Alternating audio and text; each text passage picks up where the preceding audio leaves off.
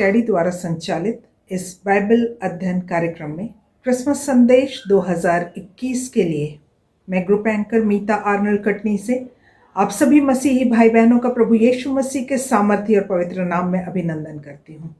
आज का क्रिसमस संदेश इस बात पर आधारित है कि मसीहों के बीच में कुरीतियाँ और गलत प्रथा प्रचलित हैं, उन पर दिया जाएगा, जो हमारे बिब्लिकल फैसिलिटेटर भाई जॉनसन जबलपुर से इसे देंगे। मैं आमंत्रित करती हूँ अपने भाई जॉनसन पॉल को कि वो आकर क्रिसमस संदेश को हमारे बीच में रखें। धन्यवाद sister. Hindi Bible study group के माध्यम से संचालित बाइबल अध्ययन कार्यक्रम के इस वर्ष 2021 के अंतिम संदेश में आप सभी अध्ययनकर्ता विश्वासी मसीही भाई बहनों का मैं स्वागत करता हूं। जैसा कि हम जानते हैं कि आज का विशेष संदेश क्रिसमस पर आधारित है। क्रिसमस का त्योहार परमेश्वर के एक ऐसे अभिषिक्त मसीहा की कहानी कहती है जिसको कि परमेश्वर ने सारे जगत के लोगों के पाप से छुटकारे या पाप से उद्धार के लिए संसार में भेजा।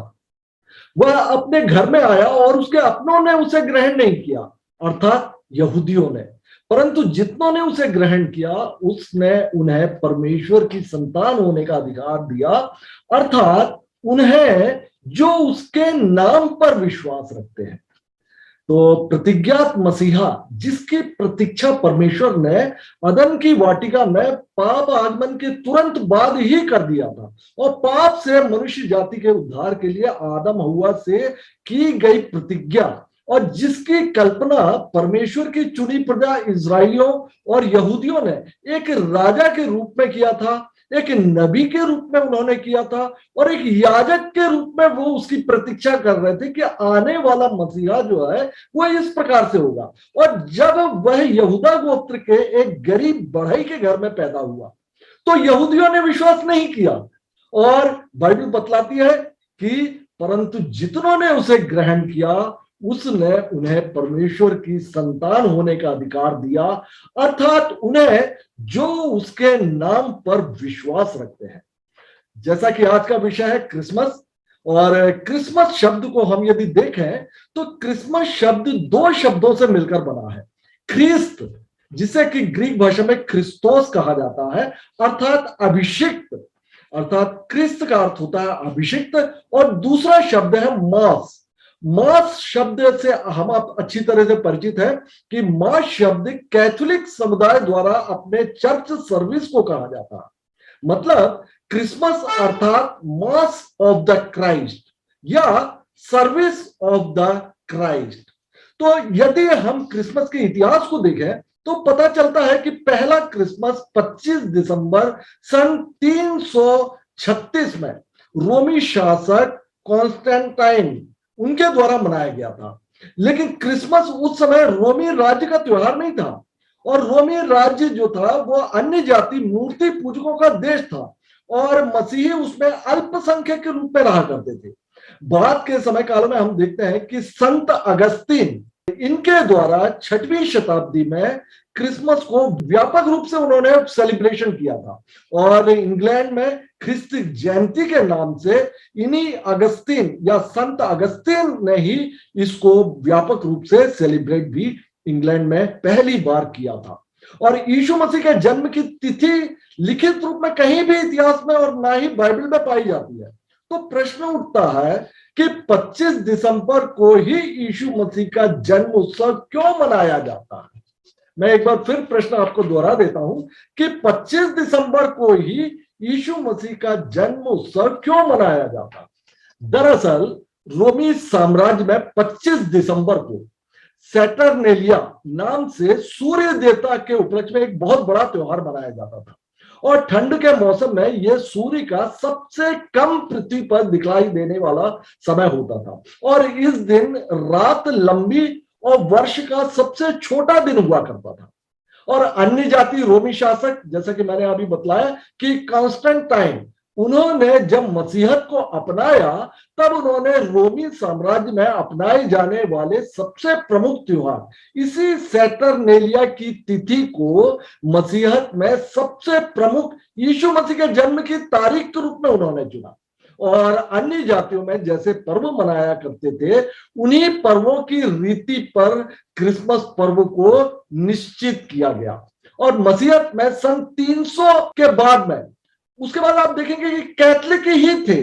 और इस प्रकार हम देख सकते हैं कि रोमी सम्राट, जो कि एक अन्य जाति सम्राट हुआ करते थे, और उन्होंने मसीही धर्म को स्वीकार कर लिया था, अर्थात वे प्रारंभिक रूप से वो कैथलिक ही थे। और इसी रोमी सम्राट कंस्टेंटाइन, जो कि पहले एक मूर्ति पूजक थे, उनके द्वारा मसीहत अपला लिए जाने के कारण मूर्ति पूजकों में पाए जाने वाले मूर्ति स्थल में मूर्तियों का रखा जाना, धूप का जलाया जाना, और इस प्रकार के बहुत सारे मूर्ति पूजक विधियों के साथ साथ जन्मोत्सव को भी पर्व के रूप में अपना लिया गया, जो कि संतों की मूर्ति रखना और उनकी उपासना करना, यह सभी आज भी कैथलिक कलीसिया में बहुतायत से पाया जाता है। लेकिन प्रोटेस्टेंट कलीसिया मार्टिन लूथर किंग के कैथलिक में व्याप्त कुरीतियों का विरोध करने पर सन 1500 के बाद प्रोटेस्टेंट कलीसिया अस्तित्व में आया, और आज लगभग 700 वर्षों के बीतने पर आज इस प्रकार ख्रिस्त जन्मोत्सव को मनाए जाने की कुरीति प्रोटेस्टेंट में भी आ गई है, जो कि बाइबल सम्मत बिल्कुल भी नहीं है। आज मसीही क्रिसमस को एक पर्व या त्योहार की रीति पर मनाते हैं। हमें ध्यान रखना चाहिए कि नए नियम में ना ही यीशु मसीह ने और ना ही उनके प्रेरितों ने किसी भी पर्व के मनाए जाने की आज्ञा दी थी। हाँ, परमेश्वर ने पुराने नियम में अपनी चुनी प्रजा इजरायलियों को 7 पर्व मनाए जाने की आज्ञा दी थी, जो कि आने वाले मसीह को प्रतिबिंबित करते हैं, अर्थात जो कि आने वाले नए नियम में पूरा होना था यीशु मसीह के रूप में। और जैसे कि फसह का त्यौहार हम जानते हैं कि जो 7 पर्व जो कि पुराने नियम में परमेश्वर ने अपनी चुनी प्रजा इजरायलियों को दिया था, फसह का पर्व ये मेमने के लहू से बचाए जाने को, यही फसह का पर्व था जो कि ओल्ड टेस्टामेंट में मनाया जाता था, जो कि नए नियम का प्रतिबिंब है। और अखमीरी रोटी का पर्व ये निष्पाप जीवन को दर्शाता है, और प्रथम उपज का फूला और पिंतेकुस्त का पर्व, हम आप जानते हैं पवित्र आत्मा के अवतरण का यह पर्व ओल्ड टेस्टामेंट में मनाया जाता है, लेकिन नए नियम में जब पवित्र आत्मा का अवतरण हो गया तब यह पर्व नहीं मनाया जाता। और इसी प्रकार जो परमेश्वर ने 7 पर्व पुराने नियम में अपनी चुनी प्रजा इजरायलियों को दिया था, उसमें था नरसिंगे का पर्व। ये जो है नरसिंगे का पर्व मसीह के द्वितीय आगमन, इसको दर्शाता है। और आप देखेंगे मंडप का पर्व है, प्रायश्चित का दिन है, और ये सारे जगत के लिए जो यीशु मसीह का क्रूसीकरण था उसी बात को दर्शाता था पुराने नियम का प्रायश्चित का दिन। ये सभी यीशु मसीह से और नए नियम से संबंधित था।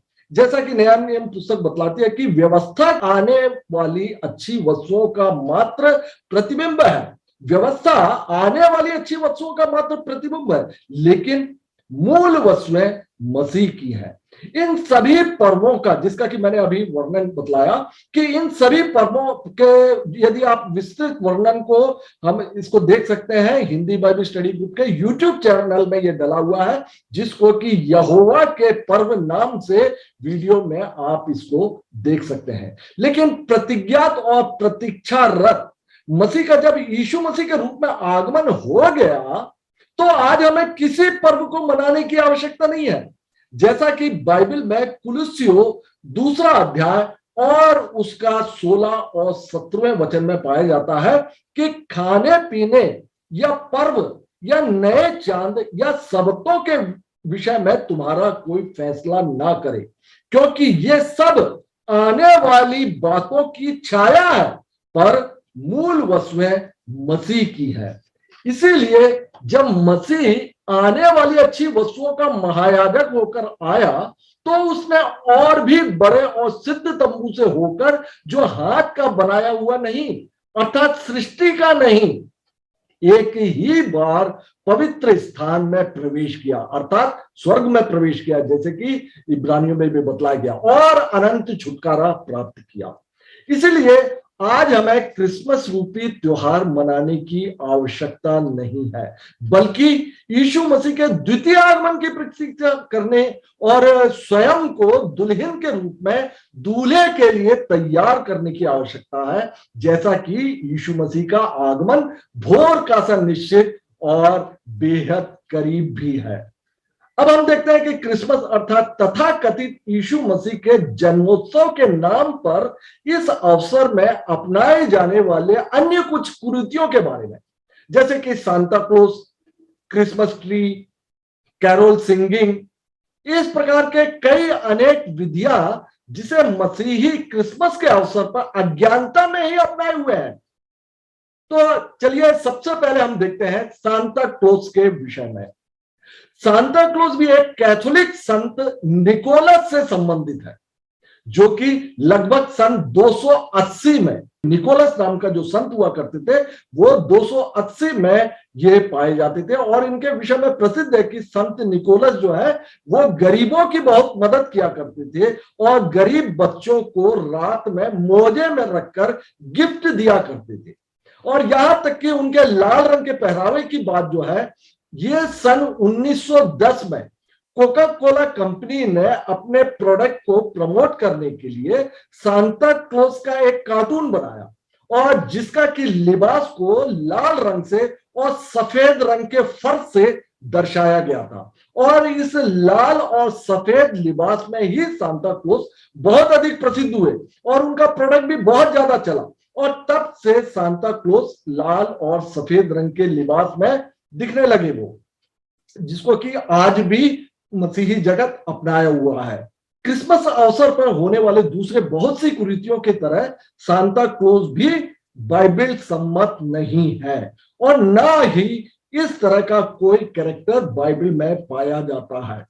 सांता क्लॉज भी जो थे वो शुरुआती कैथलिक द्वारा अन्य मूर्ति पूजक विधियों की ही तरह अपनाया गया था इनको। ये एक पात्र मात्र है जिसे आज प्रोटेस्टेंट कलीसिया द्वारा भी क्रिसमस अवसर पर अपना लिया गया। अब बात करते हैं क्रिसमस ट्री की, जिसे क्रिसमस के अवसर पर घरों में और यहां तक कि चर्चों में सजाया जाता है। क्रिसमस के अवसर पर हरे पेड़ की डाली को काटकर घरों में सजाने की परंपरा की शुरुआत जर्मनी में हुआ था ये, और ये 16वीं शताब्दी से ही इसकी शुरुआत मानी जाती है क्रिसमस ट्री की। जर्मनी में सदाबहार या पूरे साल भर हरे भरे रहने वाले देवदार के पेड़ हुआ करते थे, और जिनकी डाली को इस अवसर पर काटकर घर में रखा जाता था। और यह देवदार का पेड़ बर्फ गिरने जैसी विपरीत मौसम में भी और विपरीत परिस्थितियों में भी यह जीवित रहता था। अर्थात यह बहुत लंबी आयु का वृक्ष हुआ करता था, और इसको सजाने की परंपरा रानी विक्टोरिया की सजाने की आदतों से जोड़ा जाता है। इस क्रिसमस ट्री में आप देखेंगे कि मोजे, घंटियां, स्टार, कैंडी और भी बहुत सी चीजों से इसको सजाया जाता है, जो कि कुछ भी बाइबल सम्मत नहीं है। मोजा जो है वो सांता क्लॉज की घटनाओं को दर्शाता है, और घंटियां आप देखेंगे कि अन्य जातियों मंदिरों से अपनाई गई विधि है ये। और क्रिसमस ट्री भी अन्य जाति परंपराओं से अपनाई गई एक विधि है, जो दिसंबर माह में रोमियो द्वारा मनाए जाने वाले कृषि के देवता के सम्मान में मनाए जाने वाला त्योहार से ये अपनाया गया है मसीहत में। तो शुरू में मसीहों ने इसे ईडन गार्डन या अदन की वाटिका में लगाए गए जीवन के वृक्ष के रूप में या स्वर्गीय वृक्ष से इसको जोड़कर इसको क्रिसमस ट्री मनाने की परंपरा चालू हुई, और बाद में इसको अनंत जीवन के प्रतीक के रूप में इसको अपना लिया गया। और यह बातें जो है आम मसीही बिल्कुल भी नहीं जानते, और आज अधिकांश मसीही इन बातों को मैंने बताया कि वे नहीं जानते कि क्रिसमस पर्व पर सांता क्लॉज या उनके द्वारा सजाए गए क्रिसमस ट्री का उद्देश्य क्या है।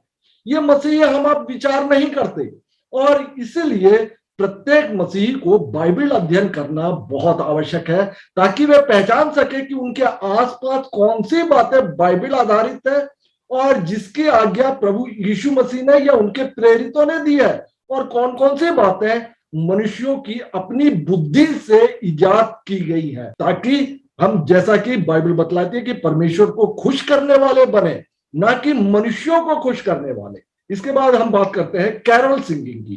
क्रिसमस बिना कैरोल सिंगिंग के हम आप जानते हैं कि अधूरा सा माना जाता है। और कैरोल का शाब्दिक अर्थ होता है आनंद का गीत। मतलब कैरोल अर्थात आनंद का गीत, जो कि अपने अर्थ के अनुसार बिल्कुल सही लगता है कि यह आनंद का समय है और आनंद के समय में आनंद का गीत गाया जा रहा है। और यदि हम इतिहास में जाएं तो मौखिक परंपरा के अनुसार कैरोल सिंगिंग की शुरुआत 13वीं शताब्दी में इंग्लैंड में मनाया जाता है। शुरुआती दौर में इसे ठंड के मौसम की शुरुआत और अच्छे भविष्य की शुभकामनाएं देने के लिए गली गली में और घरों घरों में जाकर वे गाया करते थे, क्योंकि इंग्लैंड जो है बहुत अधिक ठंडा देश हुआ करता है और ठंड के मौसम में अनहोनी होने की संभावना वहां पे बनी रहती है। और बाद में इसे क्रिसमस अवसर पर अपना लिया गया, क्योंकि कैरोल सिंगिंग में यीशु मसीह के जन्म और उस अवसर पर चमकने वाले तारे को गीत के माध्यम से घर घर जाकर सुनाया जाता है। इसलिए ऐसा लगता है कि निश्चित ही यह एक मसीही विधि होगी। और कैरोल के सदस्यों द्वारा भी यही कहा जाता है कि प्रभु यीशु मसीह के जन्म का शुभ संदेश दिया जा रहा है। आप थोड़ा सा सोच कर देखिए, छोटी सी कल्पना कीजिए कि मसीहों को प्रभु यीशु मसीह के जन्म का शुभ संदेश सुनाया जा रहा, मसीहों को शुभ संदेश सुनाया जा रहा। भाई सब मसीहों को पता है कि प्रभु यीशु मसीह का जन्म बैतलहम में हुआ था और 3 मजूसियों ने तारे को देखकर यीशु मसीह के जन्म स्थान का पता लगाया था। हर एक मसीही इस बात को जानता है। तो आज इस बात को 2000 साल हो गए हैं, फिर मसीही लोगों में यीशु मसीह के जन्म का शुभ संदेश सुनाए जाने का क्या औचित्य है। मैं कैरोल सिंगिंग की बात कर रहा हूं। कैरोल सिंगिंग के माध्यम से अच्छा होता है यदि अन्य जातियों में यह शुभ संदेश सुनाया जाता, लेकिन अफसोस की ऐसी अगुवाई ना ही पास्टर करेंगे और ना ही चर्च के अगुवे लोग करेंगे इस बात को। अब देखेंगे कि मसीहों के घरों में ही जाकर ही इसको सुनाए जाने का उद्देश्य अब आप समझ गए होंगे कि क्यों जो है कैरोल सिंगिंग मसीहियों के ही घरों में जाके शुभ संदेश के नाम से सुनाया जाता है। आप जानते हैं पैसा कलेक्शन इसमें एक बहुत बड़ा भूमिका अदा करती है और जवान भी जो है इस टाइम पर कैरोल सिंगिंग के माध्यम से थोड़ा बहुत जो है एंटरटेनमेंट कर लेते हैं। तो आइए अब हम क्रिसमस की तारीख जो कि 25 दिसंबर है और 25 दिसंबर के माने जाने के विषय में हम देखते हैं, क्योंकि क्रिसमस प्रत्येक साल 25 दिसंबर को ही मनाया जाता है। तो क्या प्रभु यीशु मसीह का जन्म 25 दिसंबर को ही हुआ था? प्रभु यीशु मसीह के जन्म की तारीख के विषय में विश्व में कोई नहीं जानता और ना ही उस समय के रोमन दस्तावेजों में या रिकॉर्ड में ही इस बात का दर्ज किया गया है। हाँ, यीशु मसीह के प्रचार से संबंधित घटनाएं निश्चित तौर पर बाइबल में दर्ज है, लेकिन जो बाइबल में भी तारीख के विषय में, जो यीशु मसीह के जन्म के तारीख के विषय में बाइबल में भी नहीं पाया जाता और ना ही रोमी रिकॉर्ड में उस जमाने के आज से 2000 साल पहले के रिकॉर्ड में भी ये बातें नहीं पाई जाती जन्म की तारीख के विषय में। और शुरुआती कलीसिया में लगभग यीशु मसीह के स्वर्गारोहण तक वहां पर आप देखेंगे कि प्रेरितों के द्वारा या यीशु मसीह के अन्य चेलों के द्वारा, क्योंकि हजारों संख्या में चेले थे जो कि चर्च में प्रारंभिक कलीसिया में वे एकत्रित होकर वे आराधना स्तुति किया करते थे, लेकिन उनके द्वारा भी क्रिसमस मनाए जाने का कहीं भी वर्णन नहीं पाया जाता। लेकिन आप देखेंगे कि सन 300 से 336 के बीच में, सन 300 और 336 के बीच में जब रोमी सम्राट कॉन्स्टेंटाइन ने मसीही धर्म को स्वीकार किया, तब यह तारीख भी रोमी शासनकाल में ही निश्चित की गई थी। रोमी सम्राट जो कॉन्स्टेंटाइन है, जो कि एक मूर्ति पूजक और अन्य जाति सम्राट हुआ करते थे, उनके मसीही धर्म को स्वीकार करते ही उनके द्वारा अनेक अन्य जाति विधियों को मसीहत में सम्मिलित किया गया और तभी से चर्च में संतों और माता मरियम की मूर्ति की स्थापना भी की गई और जिनसे संबंध रखने वाली कलीसिया आज भी रोमन कैथोलिक कलीसिया कहलाती है। लेकिन प्रारंभिक कलीसिया में, जैसा कि मैंने बतलाया कि यीशु मसीह के चेलों या प्रेरितों ने ये सब बातें कभी नहीं की। दरअसल रोमी शासनकाल में दो अन्य जाति त्योहार दिसंबर माह में मनाए जाते थे। पहला हुआ करता था सैटरनेलिया नाम से, जो कि कृषि के देवता या शनि देव को समर्पित ये हुआ करता था और 2 सप्ताह तक ये मनाया जाता था।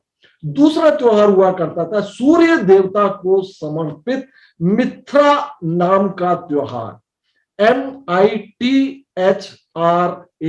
मिथ्रा नाम का त्योहार हुआ करता था, जो कि 25 दिसंबर को मनाया जाने वाला सबसे बड़ा त्योहार रोमी शासन काल में हुआ करता था। क्योंकि 22 दिसंबर वर्ष का सबसे छोटा दिन होता था, मतलब सूर्य का प्रकाश पृथ्वी पर बहुत कम समय तक रहता था और 22 से 25 दिसंबर के बीच में दिन बड़े होने लगते हैं, और जिसको कि रोमियों द्वारा सूर्य का जन्म माना जाता था। और इसी स्थान पर रोमी शासक ने मसीहत के सबसे बड़े त्योहार के रूप में यीशु मसीह के जन्म दिवस को मनाने का निर्णय किया, और तब से अब तक यह 25 दिसंबर की तारीख क्रिसमस के लिए आज भी आप देखेंगे कि बरकरार है। और जहां तक प्रश्न है क्रिसमस त्योहार का दिसंबर जैसे ठंडे माह में मनाए जाने का, तो बाइबल वर्णन में आप इसको देखेंगे कि यीशु मसीह के जन्म के अवसर के इस वचन से आप इस बात को तौलिएगा। लूका रचित सुसमाचार उसका 2 अध्याय और उसका 10 से लेके 12वें वचन में मैं उसको पढ़ दे रहा हूं कि उस इलाके में ये यीशु मसीह के जन्म के समय की घटना को यहां पे लूका में दर्ज किया गया है कि उस इलाके में अनेक चरवाहे थे। वे रात को मैदान में रहकर अपने झुंड की रखवाली कर रहे थे। अचानक प्रभु का एक दूत उनके पास आकर खड़ा हो गया। स्वर्गदूत ने उनसे कहा, मत डरो, देखो मैं तुम्हें बड़े आनंद का सुसमाचार सुना रहा हूं। अर्थात स्वर्गदूत ने जो चरवाहे थे उनसे कहा कि तुम्हें बड़े आनंद का सुसमाचार सुना रहा हूं। आज दाऊद के नगर में तुम्हारे लिए एक उद्धारकर्ता ने जन्म लिया है, और यही प्रभु यीशु मसीह है, और यही मसीह प्रभु है। इस वर्णन से मालूम होता है कि क्योंकि चरवाहे जो है रात के समय अपने मवेशियों के झुंड की रखवाली कर रहे थे, बाइबल में पाया जाता है। इसीलिए धर्म वैज्ञानिकों का यह मत है कि यीशु मसीह का जन्म जो है ठंड के समय में नहीं हो सकता, यह गर्मी का मौसम हो सकता है, क्योंकि चरवाहे अपने मवेशियों को ठंड के मौसम में खुले मैदान में रहकर नहीं चराया करते।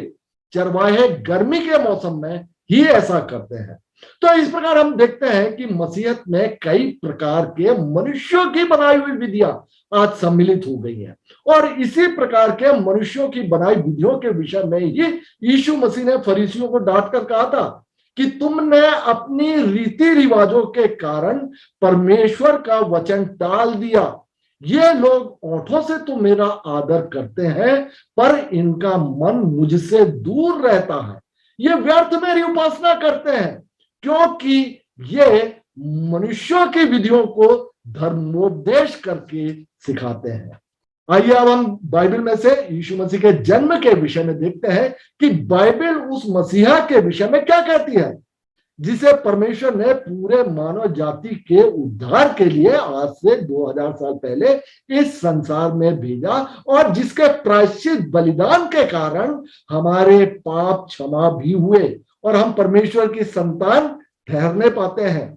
और इसकी शुरुआत परमेश्वर द्वारा रचे गए पहले मानव आदम हव्वा के पाप में गिरने के तुरंत बाद ही परमेश्वर द्वारा कुंवारी के गर्भधारण की जो भविष्यवाणी की गई थी, और मसीहा के आगमन की प्रतिज्ञा, और शैतान के विनाश की बात जो बाइबल में दर्ज है, जैसा कि शैतान को दिए गए शाप में भी पाया जाता है कि मैं तेरे और इस स्त्री के बीच में और तेरे वंश और इसके वंश के बीच में बैर उत्पन्न करूंगा, वह तेरे सिर को कुचल डालेगा और तू उसकी एड़ी को डसेगा।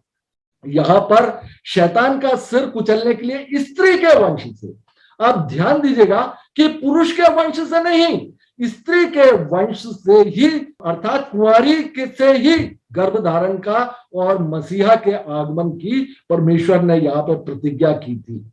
इसे बाइबल में पाई जाने वाली 7 वाचाओं में पहली वाचा, आदम से स्थापित वाचा भी कहा जाता है। और इसकी पूर्ति यीशु मसीह के कुंवारी माता मरियम से पैदा होने में इस प्रकार से पूरी होती है कि जब समय पूरा हुआ तो परमेश्वर ने अपने पुत्र को भेजा जो स्त्री से जन्मा और व्यवस्था के अधीन उत्पन्न हुआ। इसे हम गलातियों चौथा अध्याय और उसके चौथे वचन में देख सकते हैं। इसके बाद याकूब द्वारा अपने 12 पुत्रों को दिया आशीर्वाद में, जिसमें यहूदा को दिया आशीर्वाद में, आप देख सकते हैं कि यहूदा के गोत्र से मसीहा के आगमन की स्पष्ट भविष्यवाणी जो कि है उत्पत्ति 49 अध्याय में हम आप देख सकते हैं। और दाऊद के गोत्र से आने की स्पष्ट भविष्यवाणी राजा आहाब से इस प्रकार से किया गया था कि प्रभु आप ही तुमको एक चिन्ह देगा। सुनो, एक कुंवारी गर्भवती होगी और पुत्र जनेगी और उसका नाम इमैनुएल अर्थात परमेश्वर हमारे संग उसको रखेगी। यह परमेश्वर की चुनी प्रजा इजराइलियों या यहूदियों के लिए एक चिन्ह था। ये मैं दोहरा रहा हूं कि एक कुंवारी से गर्भवती होना या कुंवारी गर्भवती होना और कुंवारी से ही मसीहा के जन्म की जो भविष्यवाणी की गई थी, ये चिन्ह था। ये और बाइबल अध्ययन से हम जानते हैं कि हमारा परमेश्वर चिन्ह देकर अपनी बात को या अपनी प्रतिज्ञा को पूरा करते हैं। विशेषकर जब हम पुराना नियम देखते हैं तब मालूम होता है कि जल प्रलय के बाद मुंह से यह वाचा बांधी थी कि अब से जल प्रलय के द्वारा संसार का नाश नहीं होगा। और इसका चिन्ह परमेश्वर ने मेघधनुष के रूप में दिया था और अब्राहम से की गई प्रतिज्ञा का चिन्ह खतना दिया था। और मूसा को भी चिन्ह देकर कहा था कि निश्चय मैं तेरे संग रहूंगा और इस बात का कि तेरा भेजने वाला मैं हूं, तेरे लिए यह चिन्ह होगा कि जब तू उन लोगों को मिस्र से निकाल चुके तब तुम इसी पहाड़ पर परमेश्वर की उपासना करोगे। इसी प्रकार यीशु मसीह के कुंवारी से जन्म की भविष्यवाणी राजा दाऊद के गोत्र के राजा हिजकिय्याह को चिन्ह देकर कहा था कि प्रभु आप ही तुमको एक चिन्ह देगा। सुनो, एक कुंवारी गर्भवती होगी और पुत्र जनेगी। और तो ये सब बातें बाइबल सम्मत है और बाइबल में ये सब बातें पाई जाती है। और हमने देखा कि परमेश्वर अपनी चुनी प्रजा इजराइलियों के लिए चिन्ह ठहराते थे। इसीलिए फरीसियों और शास्त्रियों ने भी यीशु मसीह से चिन्ह की मांग की थी। और इस विषय में मत्ती रचित सुसमाचार और उसके 12वें अध्याय और उसके 38 से लेकर 40 वचन में यह पाया जाता है कि कुछ शास्त्रियों और फरीसियों ने यीशु से कहा, हे गुरु, हम आपसे एक चिन्ह देखना चाहते हैं।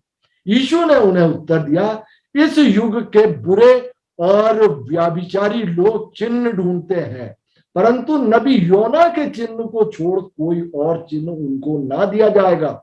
योना 3 रात और दिन जल जंतु के पेट में रहा, वैसे ही मनुष्य का पुत्र 3 रात और दिन पृथ्वी के भीतर रहेगा। ये सब बातें हम नए नियम के विश्वासियों को विश्वास के बढ़ाने के लिए ये हमको दिया गया था। जैसे कि मैंने आपको बताया कि पुराने नियम में परमेश्वर चिन्हों से अपनी बात या प्रतिज्ञा को वे साबित करते थे।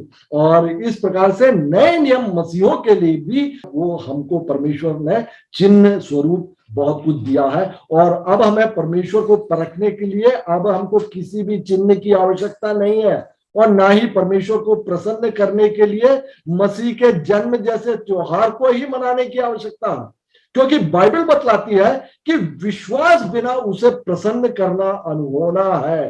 क्योंकि परमेश्वर के पास आने वाले को विश्वास करना चाहिए कि वह है और अपने खोजने वालों को प्रतिफल देता है।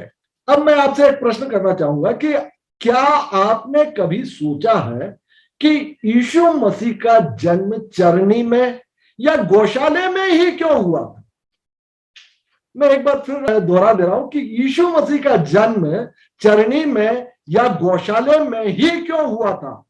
सामान्य रीति से हम सोचें तो ऐसा लगता है कि बाइबल में भी इस बात को पाया जाता है कि जनगणना में नाम लिखवाने के लिए यूसुफ और मरियम बैतलहम गए हुए थे और सराय में जगह ना मिलने से उन्हें गौशाला में रुकना पड़ा और यहीं पर मरियम ने अपने पहलौठे को जन्म दिया।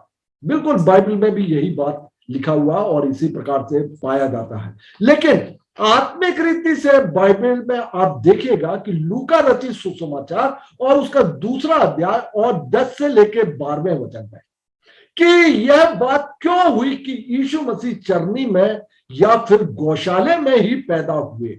और आत्मिक रूप से आप देखेंगे लूका रचित सुसमाचार और उसका दूसरा अध्याय 10 से लेकर 12वें में कि उस इलाके में अनेक चरवाहे थे, वे रात को मैदान में रहकर अपने झुंड की रखवाली कर रहे थे। अचानक प्रभु का एक दूत उनके पास आकर खड़ा हो गया और प्रभु का तेज चरवाहों के चारों ओर चमका। वे बहुत डर गए, किंतु स्वर्गदूत ने उनसे कहा, मत डरो, देखो मैं तुम्हें बड़े आनंद का सुसमाचार सुना रहा हूं, यह सब लोगों के लिए होगा। अब ध्यान दीजिएगा, यह सब लोगों के लिए होगा। आज दाऊद के नगर में अर्थात बैतलहम में तुम्हारे लिए उद्धारकर्ता ने जन्म लिया है और यही मसीह प्रभु है। इसका तुम्हारे लिए यह चिन्ह है। अब ध्यान दीजिएगा, इसका तुम्हारे लिए, ये चरवाहों से स्वर्गदूतों ने बोला, इसका तुम्हारे लिए यह चिन्ह है कि तुम एक बालक को कपड़े में लिपटा हुआ और चरनी में लेटा हुआ पाओगे। तो यह जो था, यह हम आप विश्वासियों के लिए एक चिन्ह स्वरूप परमेश्वर ने ठहराया था। और अब आप समझ गए होंगे कि यीशु मसीह का जन्म चरनी में ही क्यों हुआ था। यह एक चिन्ह था। और इस प्रकार हम जानते हैं कि यीशु मसीह का गौशाले में पैदा होना परमेश्वर के द्वारा पहले से ही ठहराया गया था। और यह घटना सब नए नियम हम आप विश्वासियों के लिए ये चिन्ह स्वरूप निश्चित किया गया था। तो इतनी सारी बातों के बाद अब हमारे सामने प्रश्न यह उठता है कि क्या आज हमें क्रिसमस नहीं मनाना चाहिए। मैं एक बार फिर प्रश्न आपके सामने दोहरा देता हूं। हमारे सामने मन में यह प्रश्न उठ रहा है कि क्या आज हमें क्रिसमस नहीं मनाना चाहिए। और जैसा कि हमने देखा, क्रिसमस का त्योहार मसीहों में व्याप्त एक परंपरा है ये बात। और यीशु मसीह के जन्म की तारीख और जैसे ठंडे मौसम में जन्म लेना भी, ये सब बाइबल सम्मत नहीं है और ये कोई भी अनिश्चित बातें हैं। और हम समाज में रहते हैं तो अन्य सामाजिक परंपरा की तरह क्रिसमस को भी हम इसको ले सकते हैं। क्रिसमस मनाने से परमेश्वर प्रसन्न नहीं होते और ना ही क्रिसमस नहीं मनाने से परमेश्वर नाराज होते हैं, क्योंकि यह परमेश्वर की आज्ञा है ही नहीं। हाँ, मसीहों ने एक विशेष दिन ठहराया हुआ है और इस दिन खुशी खुशी चर्च जाने, यीशु मसीह के जन्म का विशेष संदेश सुनने, अन्य जातियों में यीशु मसीह के जन्म की खुशी मनाने और कुछ विशेष भोजन करने, विशेष रूप से इस दिन अनाथों में, गरीबों में दान करने और वृद्धाश्रम को जाने और वृद्धों से भेंट करने और उनके साथ में समय बिताने और अन्य जातियों में प्रचार के रूप में हम इस दिन को अपना सकते हैं। तो आज के इस क्रिसमस संदेश का सारांश यह है कि क्रिसमस का त्योहार बाइबल सम्मत नहीं है और ना ही इसकी कोई तारीख ही निश्चित है और ना यीशु मसीह के जन्म को पर्व की रीति पर मनाए जाने की बाइबल में कोई आज्ञा है और ना ही सांता क्लॉज और क्रिसमस ट्री, ये सब भी बाइबल सम्मत नहीं है। तो प्रश्न यह है कि क्या हमारे पूर्वजों ने जो गलती की है उसे क्या हम जानबूझकर दोहराते जाएं? भले ही मनुष्यों द्वारा बनाई गई ऐसी विधियां जो कि सिर्फ हमारे मनोरंजन के लिए हो और परमेश्वर को प्रसन्न ना करती हो, आज हमें सच्चाई की पहचान हो गई है। और बाइबल भी इब्रानियों 10वां अध्याय और उसके 26 और 27वें वचन में इस प्रकार से बतलाती है कि सच्चाई की पहचान प्राप्त करने के बाद यदि हम जानबूझकर पाप करते रहें तो पापों के लिए फिर कोई बलिदान बाकी नहीं। हाँ, दंड का एक भयानक बाढ़ जोहना और आग का ज्वलन बाकी है जो विरोधियों को भस्म कर देगा। इसीलिए 25 दिसंबर को हम एक विशेष दिन मानकर भले कार्यों को किया जाना, ये बात अधिक व्यवहारिक और सार्थक भी होगा। जैसा कि बाइबल में बतलाती है कि क्योंकि हम उसके बनाए हुए हैं और मसीह यीशु में उन भले कामों के लिए सृजे गए हैं जिन्हें परमेश्वर ने पहले से हमारे करने के लिए तैयार किया, ताकि तुम्हारा चाल चलन प्रभु के योग्य हो और वह सब प्रकार से प्रसन्न हो और तुम में हर प्रकार के भले कामों का फल लगे और परमेश्वर की पहचान में बढ़ते जाओ और भलाई करें और भले कामों में धनी बने और उदार और सहायता देने में तत्पर हो। तू सब बातों में अपने आप को भले कामों का नमूना बना। तेरे उपदेश में सफाई, गंभीरता और ऐसी खराई पाई जाए कि कोई उसे बुरा ना कह सके और विरोधी हम पर कोई दोष लगाने का बहाना ना पाकर लज्जित हो। उसी प्रकार तुम्हारा उजियाला मनुष्यों के सामने चमके कि वे तुम्हारे भले कामों को देखकर तुम्हारे पिता की जो स्वर्ग में है बढ़ाई करे। अन्य जातियों में तुम्हारा चाल चलन भला हो, इसलिए कि जिन जिन बातों में वे तुम्हें कुकर्मी जानकर बदनाम करते हैं, वे तुम्हारे भले कामों को देखकर उन्हीं के कारण कृपा दृष्टि के दिन परमेश्वर की महिमा करें। तो सार यह है कि आज हमें परमेश्वर के संतान के अनुरूप भले कामों से सुसज्जित होकर और अपने पापों से प्रायश्चित करके पवित्र बनकर यीशु मसीह के द्वितीय आगमन की बाट जोड़ना है। और यही नए नियम का सार भी है और आज के समय की आवश्यकता भी। इस प्रकार आज का यह क्रिसमस संदेश मैं समाप्त करता हूं और प्रभु आप सबको बहुतायत से आशीष दे। आमीन।